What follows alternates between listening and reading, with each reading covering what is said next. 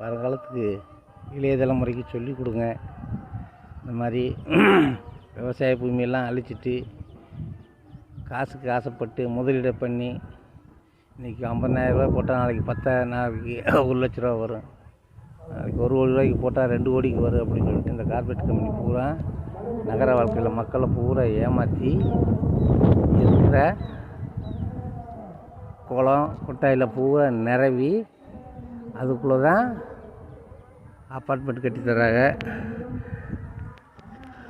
நாமளும் அதை சரியாக என்னன்னு சரியாக புரியாமல் அது கம்மாய்க்குள்ளே இருக்கா இல்லை சமவெளி பகுதியில் இருக்கா இடம், அது வீடு கட்டினா பிற்காலத்துக்கு அதிக நாட்கள் நீடிக்குமா அப்படின்லாம் பார்க்குறது கிடையாது.